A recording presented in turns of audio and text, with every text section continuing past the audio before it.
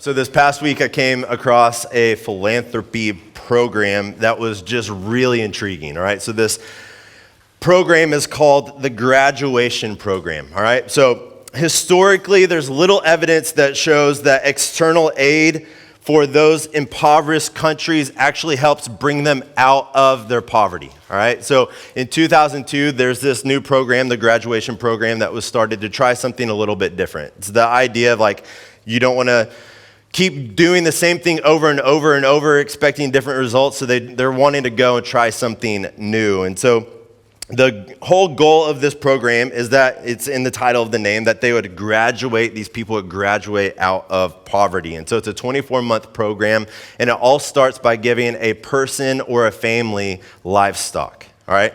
So this family gets a cow, or they'll get a few goats, a few chickens, maybe a swarm of bees.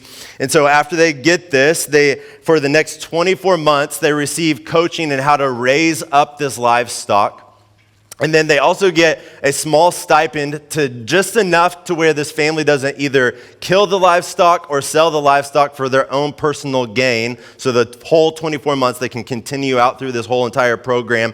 These people go and help them open up bank accounts to where whenever they get the milk from the livestock or they get the honey from the bees, that they go sell it in the marketplace. They actually have a place to go put the money to build up a life savings for themselves. And then over the course of that whole 24 months, they get regular coaching in order to help them with the reforce of raising up the livestock and then saving practices in their own life. And so the whole idea behind this is kind of the saying, if you give a man a fish, you feed him for a day, but then you teach a man how to fish, you teach him you feed him for the rest of his life. And so the results of this have actually been really strong. So 2015 is whenever some of the results started coming back. They were recorded in Science magazine. So 6 different countries participated in this program, 21,000 people a part of the program.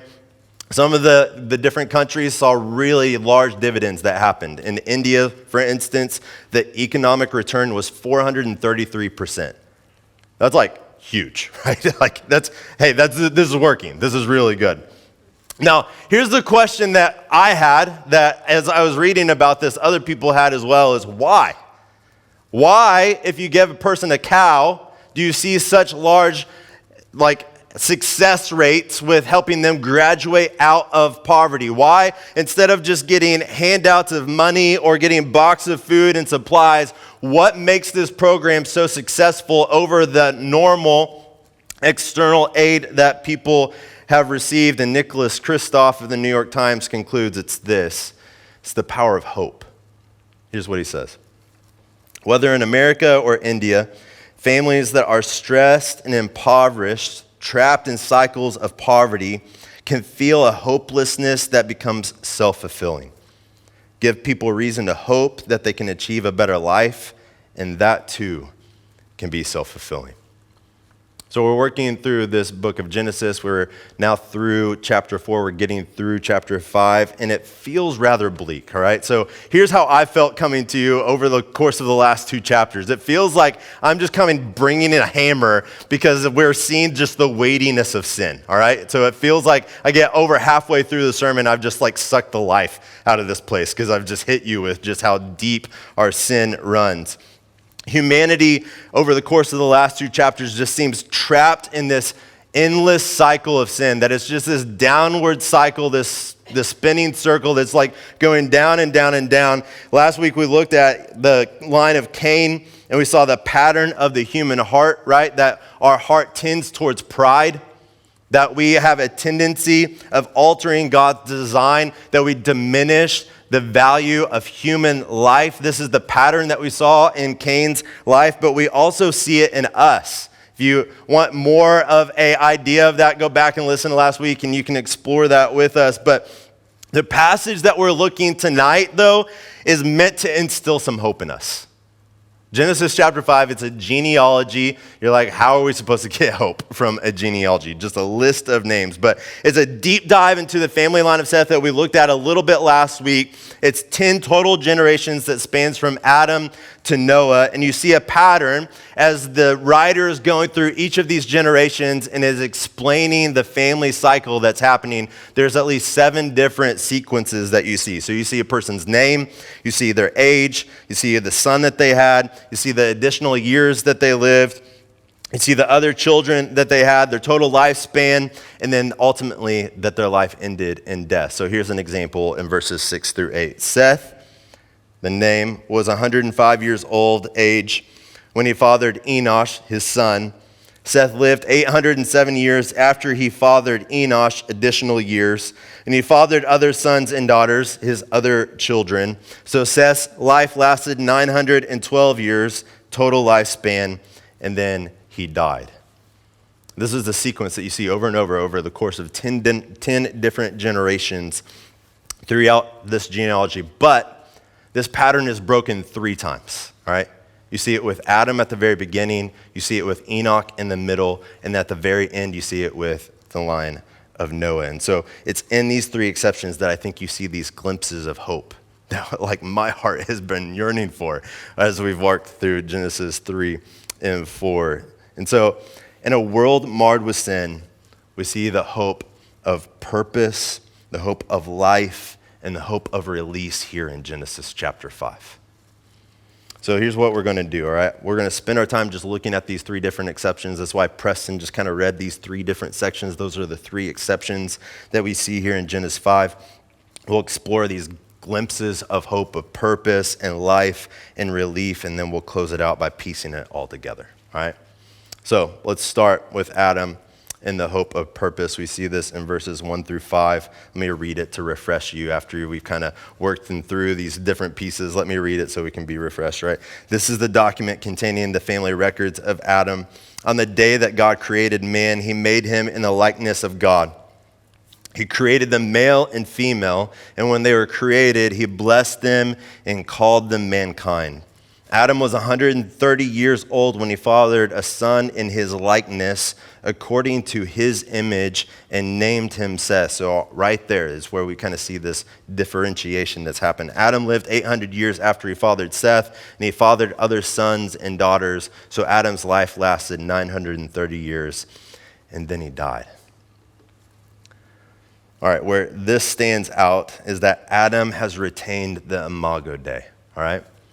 Verses 1 through 2 are basically a summation of what Genesis 1 and 2 are, that man is created in the very image of God. So this is reaffirmed about Adam here in Genesis chapter 5. Then in verse 3, you see that Adam has a son, that he fathered a son in his likeness according to his image. So this image-bearing identity that Adam has now been passed off to his son. And this is significant because there is a lot of purpose that is wound up in this idea of being created in God's image. So remember back with me to Genesis chapter 1 and 2. We worked a little bit more holistically through this.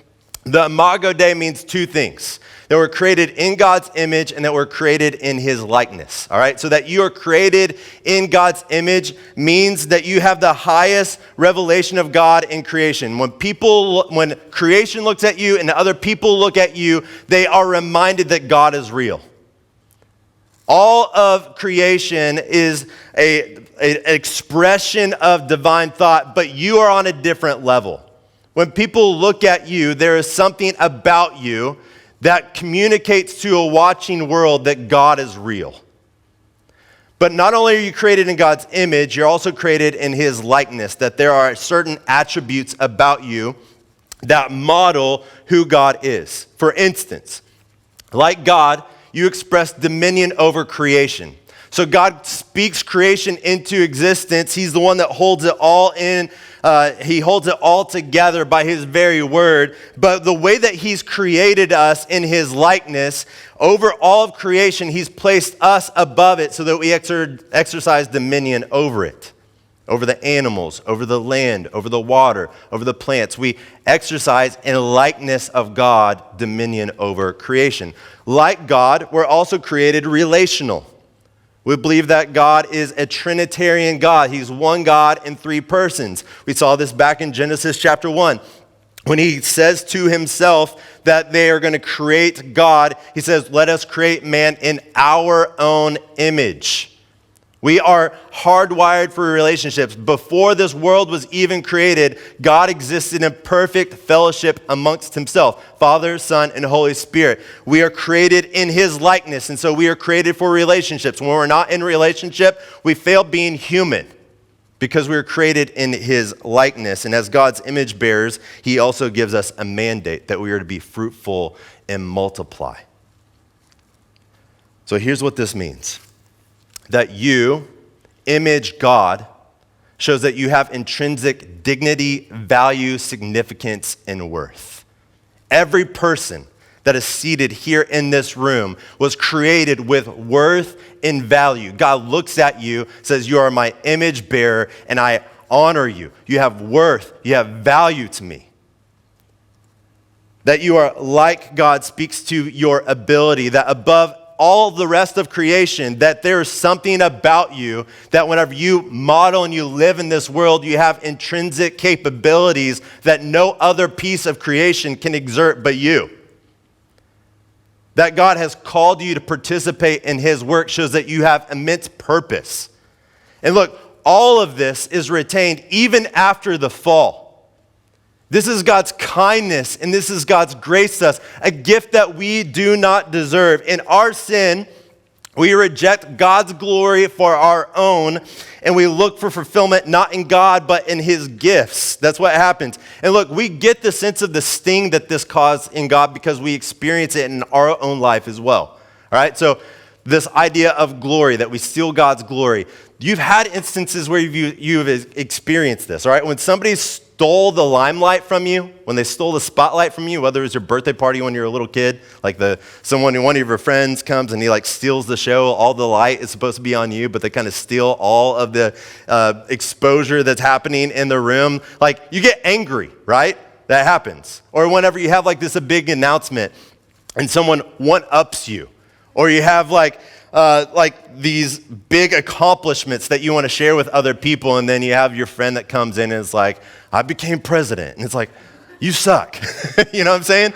Like, these are things that we hate. People have stolen our glory. We've looked at God and we said, I don't want to live for your glory. I'm going to live for my own. We also experience this idea of being rejected when we've gone through breakups, right? What happens in a breakup? Essentially, here's what someone's saying to you. You're not what I'm looking for, and I'm not satisfied in my relationship with you. That's what happened at the fall whenever you and I sinned. We said, I want your gift over you, God, because I believe your gift is going to provide me the fulfillment that you can't provide me. In our sin, we look at the Creator and say, I will not live for you, and you cannot provide me the fulfillment that I want and need. But look, we see here that in the kindness and the grace of God that we retain, that we are created in God's image. So here's what I want you to take away from this, all right? Look, God is more committed to your good than you are. God is more committed to your good than even you are. As selfish and self-centered as every single one of us in this room are, God cares more deeply about your good than you ever could fathom in your own life. Look, essentially, here's what we can see in this passage. God is basically saying this, you rejected me, but I'm not rejecting you. You don't want me, I want you though. I'm not giving up on you. The very purpose that I created you for, like it is going to continue as you live throughout the rest of this world. Not because that's how desperate God is, but that's because how loving he is of us. That we get to continue on with this image bearing of him. Look, there's hope here, right?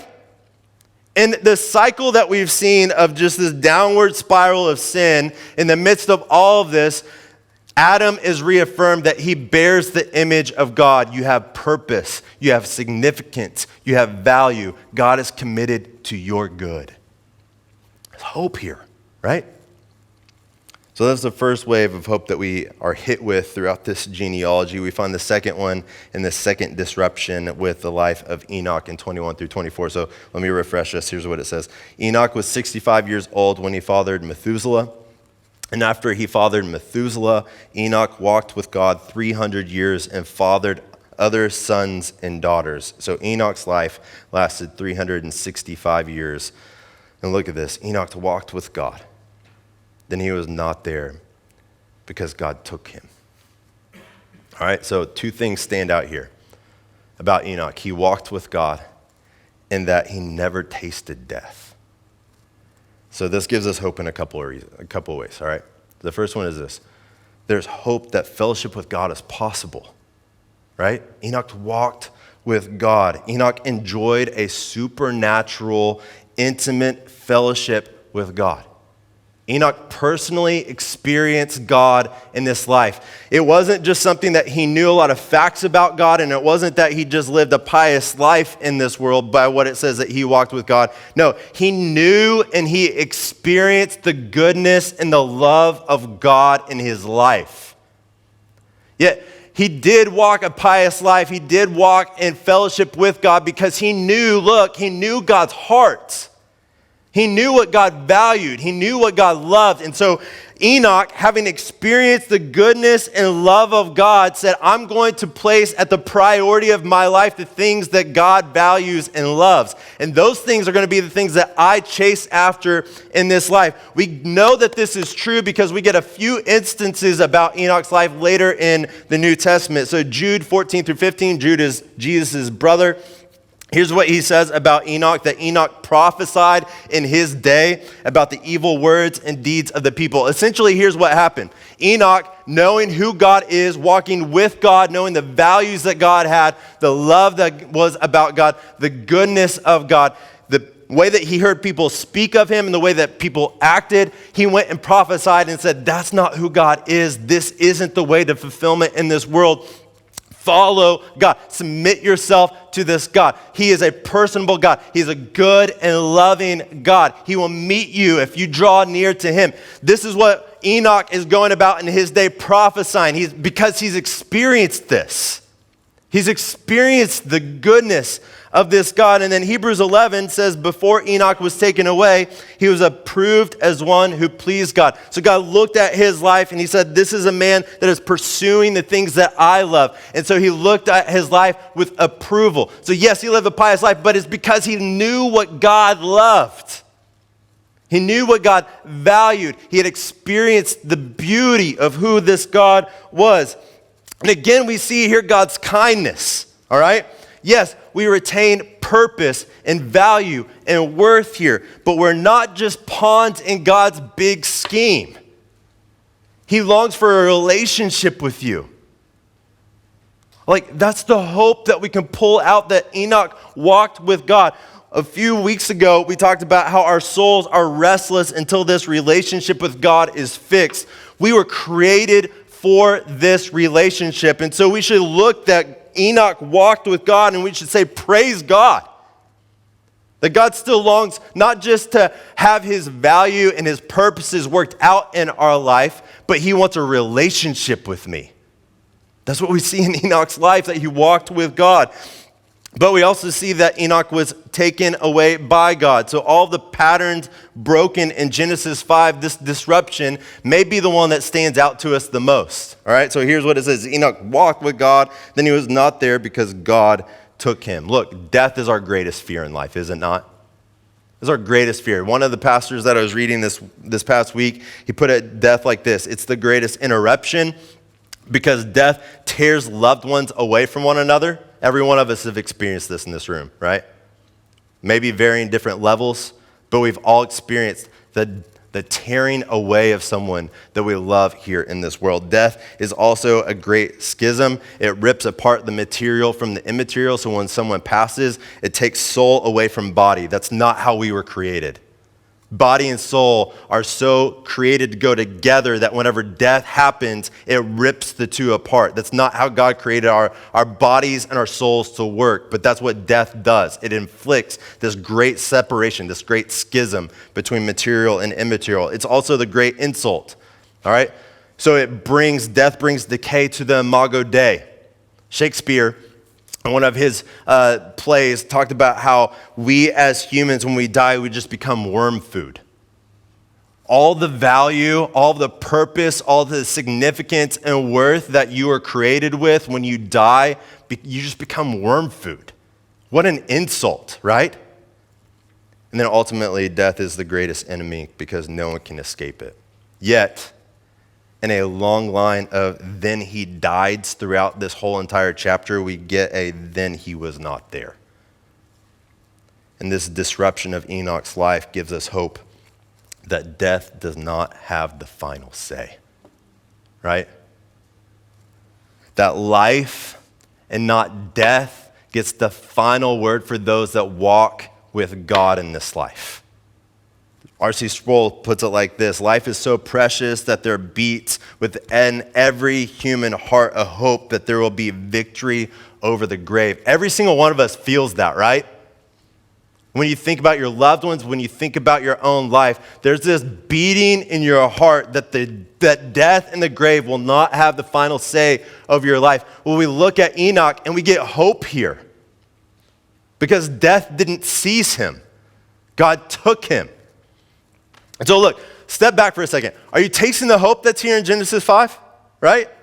Like you've retained significance and worth and value. You are still an image bearer of God. What a gift. I have purpose in this life. I have a hope that God still wants a relationship with me through the life of Enoch. I still have hope that death will not have the final say over me as I walk in relationship with God here in this world. There's hope here. Well, we see one final disruption in the pattern that happens in verses 28 through 32, and it's between the life of Lamech and his son Noah. And here's what it says. Lamech was 182 years old when he fathered a son, and he named him Noah, saying, "This one will bring us relief from the agonizing labor of our hands caused by the ground the Lord has cursed." Lamech lived 595 years after he fathered Noah, and he fathered other sons and daughters. So Lamech's life lasted 770 years, then he died. Noah was 500 years old, and he fathered Shem, Ham, and Japheth, which will continue for us next week as we look at the life of Noah. So here we see the final disruption of Genesis 5. And this is a different Lamech than what we saw in Genesis chapter 4, all right? They are signaling two different things to us.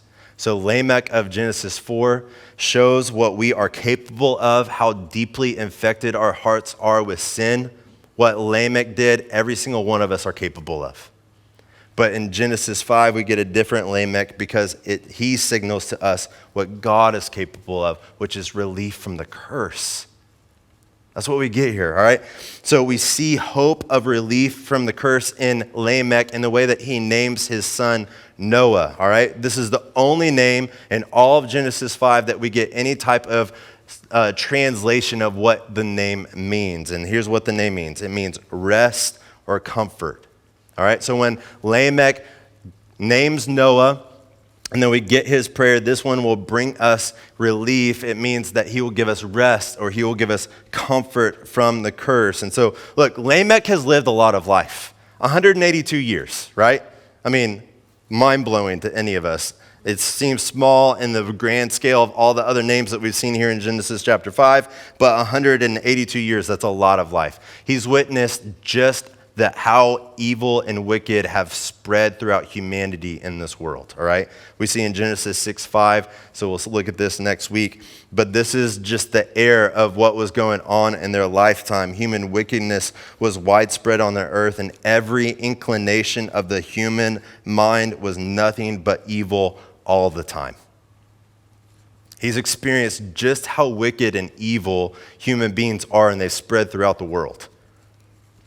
He's also experienced the difficulty of work. That's why he says the agonizing labor of our hands. And so look, as he names Noah and you hear this prayer, it's a cry for a redeemer. That's what's happening here with Lamech and his son Noah. He's crying out, God, give us relief from this curse. I believe in the hope of the promise of Genesis 3:15, and I believe that you're going to bring this about through my son. Now here's the thing. The previous disruptions that are given to us are just a taste of hope, and they're not the final experience of it, all right? We taste hope in all of these disruptions, but they're not the finality of all of it. So Adam retains the imago Dei. We see that Seth is born in Adam's likeness and image, all right? So this means the passing down of the imago Dei. Yes, we all have the identity as God's image bearers, but that he is created in Seth, and Seth is created in Adam's likeness and image means not only does he get the identity of being an image bearer, he also gets original sin. He gets a sinful nature, which means he's prone to sin. So there's not like this mending back together of what's been broken yet. Then you look at the life of Enoch. Enoch did not taste death, but he's only one of two people throughout all of the Bible that have never tasted death. All right, so the conclusion here is that they are just a break in the pattern. They're not a fix to the broken reality that every single one of us experience. And the same holds true of Noah, all right? So there's big hopes that Lamech has for Noah. He's going to bring relief from the curse. And there's a taste of this. But how does it happen? We all know the story, right? God floods the earth, and so there is a removal of the evil and wickedness of human beings and sin because why? He removes humanity. But we're going to look at this in the coming weeks. It doesn't last. It's temporal. It's temporary. It's not something that is a fix to our broken world. It's just a temporary relief. And so look, the genealogy of Genesis 5 gives us a taste of hope, but it's not the finality of it. Here's the good news for us though. Thankfully, we get a better genealogy in Luke chapter 3. All right? Here's what Luke chapter 3 has to say. As he began in his ministry, Jesus was about 30 years old and was thought to be the son of Joseph, son of Heli, son of Canaan. Look at these names, all right? Son of Canaan, son of Arphaxad. I had to practice that one. Son of Shem, son of Noah, son of Lamech, son of Methuselah, you remembering some of these names? Son of Enoch, son of Jared, son of Mahalalel. I had to practice that one too. Son of Canaan, son of Enos or Enosh, son of Seth, son of Adam, son of God. The hope we taste in Genesis 5 is fully realized in Jesus of Luke chapter 3. Adam was created in God's image. Colossians 1:15 tells us that Jesus is the image of the invisible God. You want to know what God is like? You look at the life of Jesus.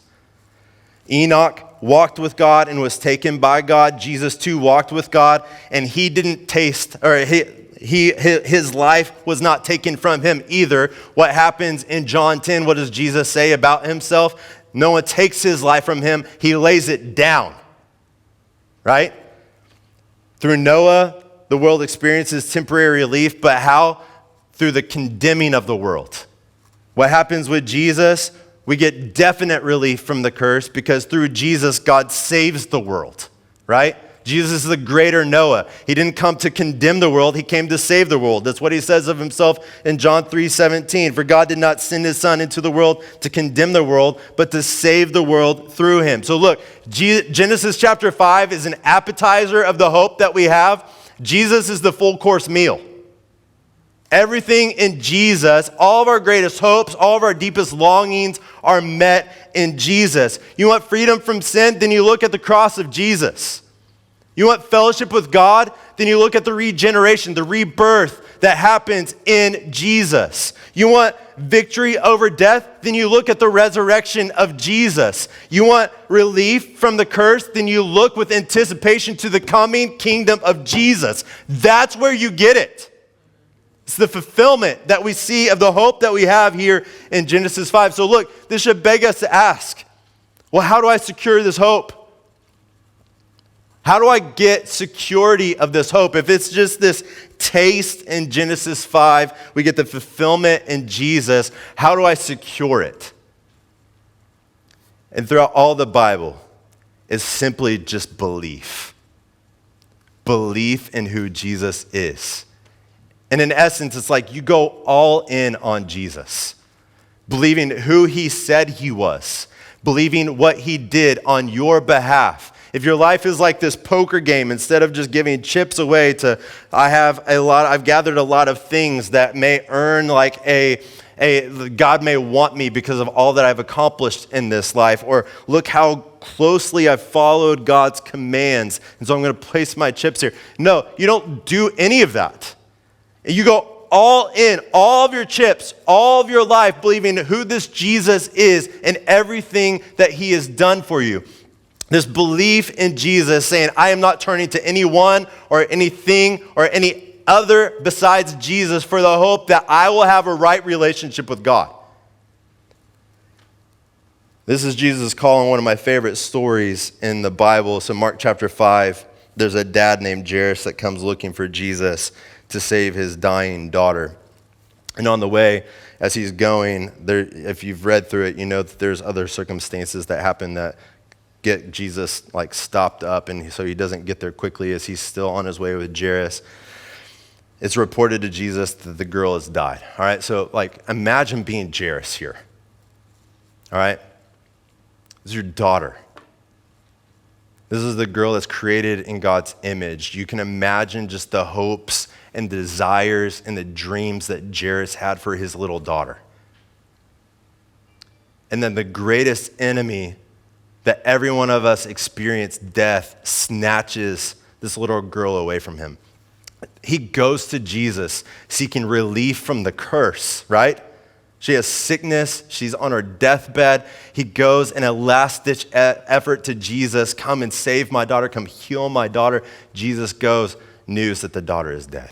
Can you imagine the devastation that just strikes this man?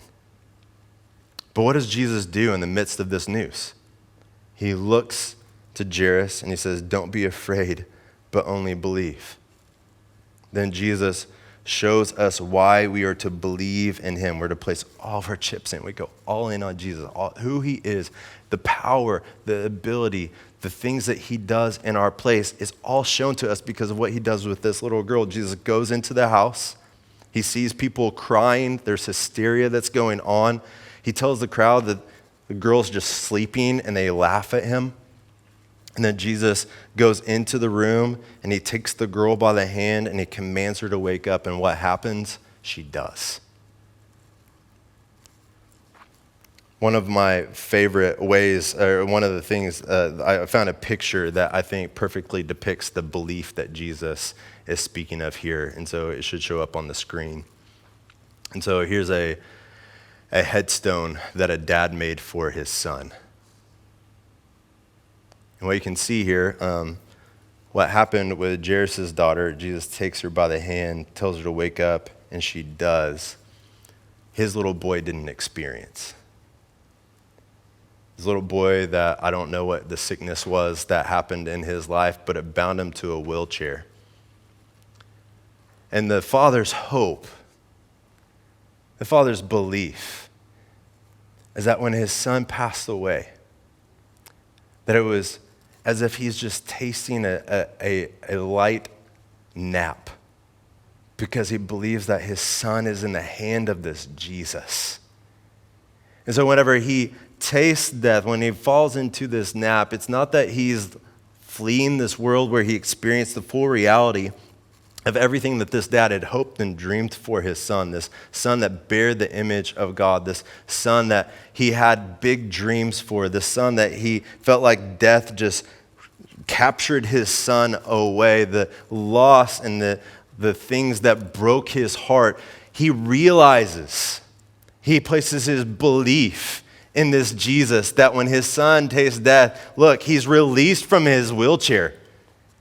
Like whenever he sees his son pass away from this life to go into the next, he knows that he's actually entering what is real, true, genuine life. He has fellowship with God, unhindered fellowship with God. Everything about this little boy, all the things that were broken in this world have been put back together again because he's in the presence of Jesus. He knows that heaven is a place that wheelchairs are not allowed. There's belief here. You see this? And look, this is what Jesus is inviting all of us to. All the hopes of Genesis chapter 5 that are just a foretaste are finally realized in Jesus. When we place all of our chips in, when we say, I'm believing, I'm giving everything that I have to Jesus, there's nothing else. There's no other place that I'm going to turn to for hope. There's no other place that even whenever I get the cancer diagnosis that can steal my hope, because I believe that whenever I taste death, it's but a mere nap because I'm in the hands of Jesus. And whenever I go see him face to face, he's going to put me fully back together, that I will get a resurrected body just as Jesus has whenever he comes back again, that I will go and enter into a place where heaven comes to earth and all the brokenness that is here is finally and definitively done away with, and there will no longer be any more disease, there will no longer be any more pain. I will be in the presence of the living God forever, finally put back together again, and I will experience the goodness of this God that Enoch did, not just in shadows or hints, but in the full spectrum that God desires to be with us. That's the hope here. And it's not just a taste of Genesis chapter 5. Jesus is the fulfillment of it. And so look, believe. Maybe for the very first time tonight. Maybe for you, it's like I've never fully placed all of my chips in with Jesus. I've held on to this hope that I'm good enough whenever I see God face to face, that he'll want me and that he'll accept me in. Maybe it's because of the family you've come through and you're just hoping that their faith is what's going to get you in. No. Place your faith in Jesus, who he is, who he claimed himself to be, what he has done on your behalf. He went and willingly died in your place, and grave could not contain him. He rose 3 days later. He is seated at the right hand of God alive. That's your hope. Everything that he's done for me, nothing that I could ever do for myself. For those of us that have been walking with Jesus, maybe for a few years, maybe for a long time, continue to believe in Jesus. Look, there's nothing that can snatch this joy away from you. There's nothing that this world can threaten you with that can pluck you out of the hand of God. There's only depths that you can go deeper in your realization and experience of this love that was shown to you by God sending his son Jesus to live and die and be resurrected in your place. That's the hope that you have. There's nobody and there's nothing that can snatch it away from you. So believe. Believe in him. Believe in him. Look, we get the hope of purpose here. You have intrinsic value. God has created you with dignity and worth. There's hope of life here, that we get to live with the living God, that death will not have the final say in our life, that there's going to be a relief from the curse because of who this Jesus is, but its ultimate fulfillment is in Jesus himself. You get to taste it, you get to experience it, you get to walk with him here and now. And we wait with anticipation when this will be our final definitive reality when he comes again. Amen, Christian? Let's pray.